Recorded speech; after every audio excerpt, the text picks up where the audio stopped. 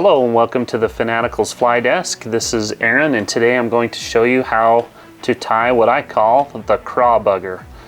A lot of people don't know this, but crawfish or crawdads are a very good food source for big trout.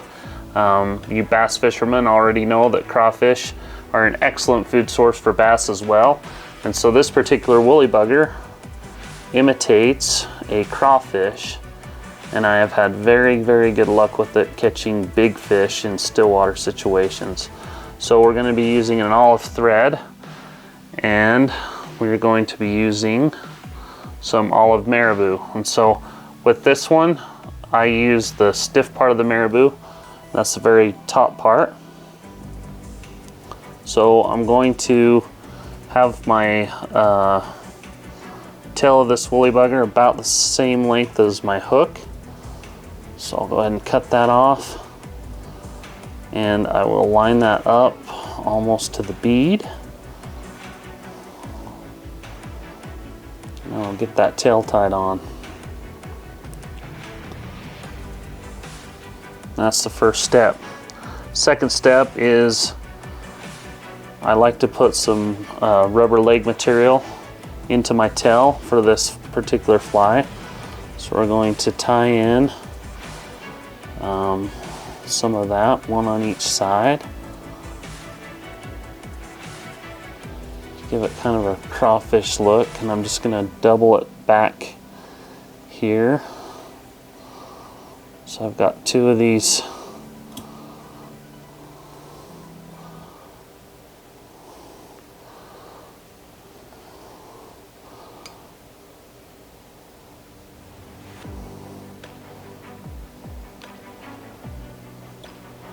So you can see I got two of the rubber feelers coming off of there, my crawfish bugger. Next thing I'm going to do is tie a little piece of wire. This is just olive wire. This is going to simply help our hackle hold together. And then the next step is, where did it go? I'm going to be using some grizzly hackle. It's right here. So this is going to be an olive grizzly hackle, and I don't want one that's too long. That looks like it'll be a good one.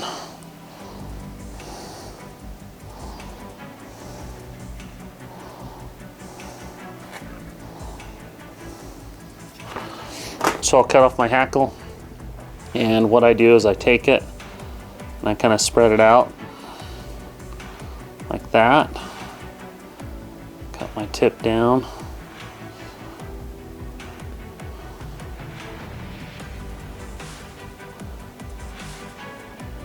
And I set my hackle in there.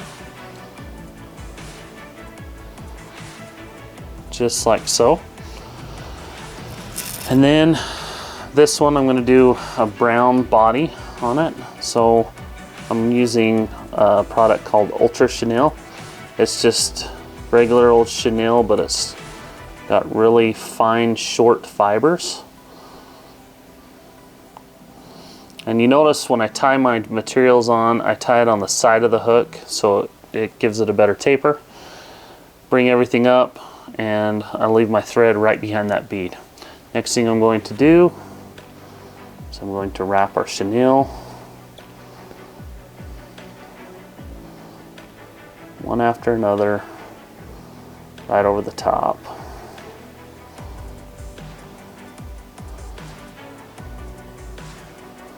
And then I'm going to wrap it right up against the bead a couple times so it presses that bead right up against the eye of the hook. Cut this off. Okay, the next thing we'll do is we take our hackle,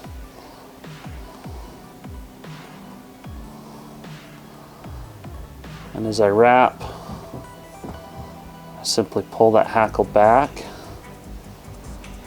so my fingers act like kind of a comb.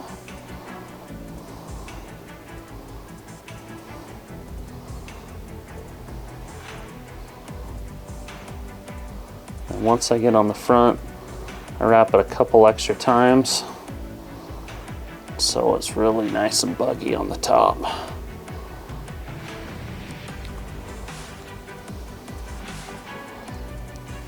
Like so. Next thing we'll do is we'll take our wire and we will simply wrap it back through this hackle so as to hold it good and together.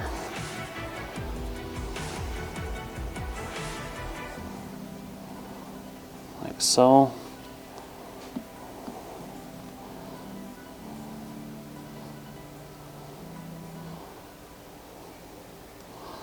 And what I like to do is pull my hackle back and put a nice little collar behind that bead. Really make that bead press up against the head of the eye of the hook so it stays together nice. And then we are home free and we will simply whip finish.